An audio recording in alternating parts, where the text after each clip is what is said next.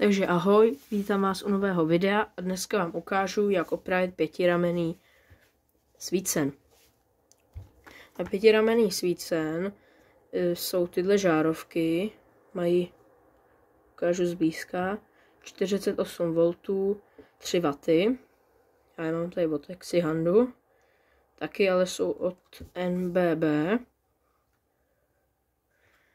A svícen, který nám nefunguje, je tenhle. To pětiramenné, 1, 2, 3, 4, 5. A nefunguje nám. Můžeme ho zkusit zapojit.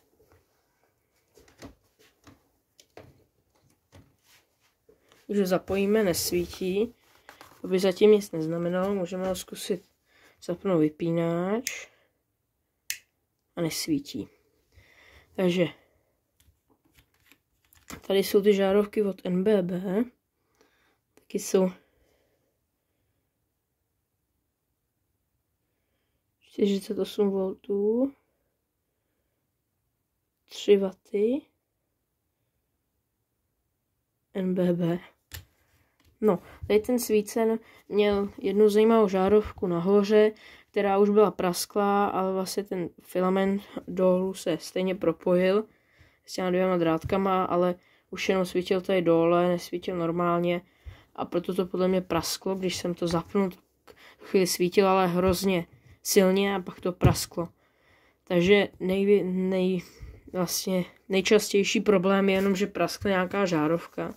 To můžeme vyměnit tady z těch. Ale taky je dobrý třeba zkontrolovat, jestli není špatný ten závit. Já jsem je zkontroloval, nemám žádný špatný. A teďka právě budeme prostě zkoušet žárovky, protože tady, když jedna praskne, tak všechno se vypne. Takže si dáme žárovky, vydává se to ze strany. Takhle máte, vezmete a jim dáte a máte takový šuplíček. Takhle jednou vezmeme. Tak a budeme zkoušet. Já nevím, jestli je to zapnutý nebo ne. Já si myslím, že hlavně tady ta bude blbá. Tak, teďka jsem to rychle vypnul, protože jsem viděl, že něco s tím není dobře. Viděli jste, jak to hrozně moc svítí. Takže si vyndáme tady tu, která právě měla ten filament dole. Zkusíme vyměnit další.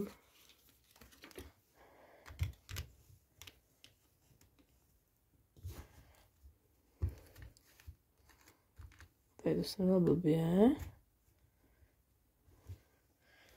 Zkoušíme znovu.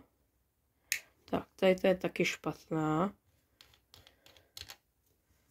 Tak si uděláme třetí žárovku. Neměl by svítit tak tolik. Svítí jenom 3 W.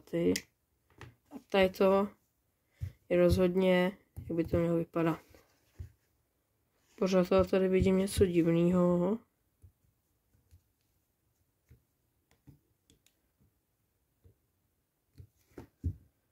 Takže vyměním i tady tu.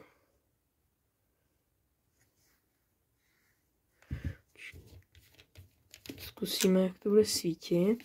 Takže ona svítí nějak divně. Prostě je vyměňte a uvidíte.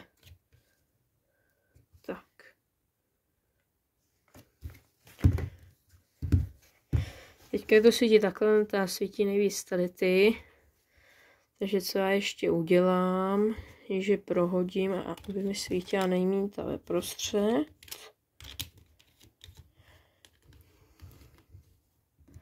A tady to už je spíš jako hraní s tím. Máme opravený svícen. Ten svícen je hrozně jednoduchý vlastně. Jenom hlavně, ať je tam správná žárovka.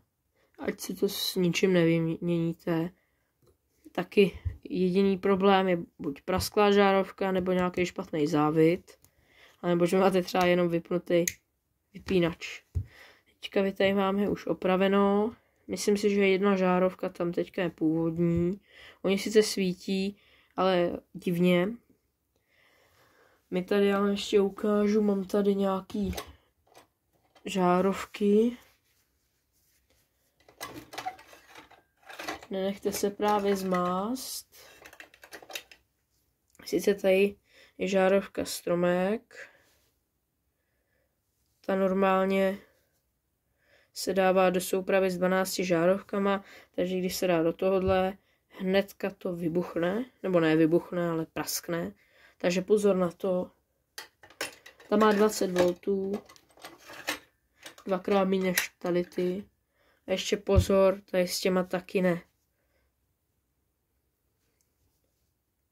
Ty jsou na taky ty svíčkový soupravy s 16 svíčkama. Tak to bude pro video. Tohle video všechno. Doufám, že se máte dobře a rozsvíťte si starý svícen. Tak ahoj.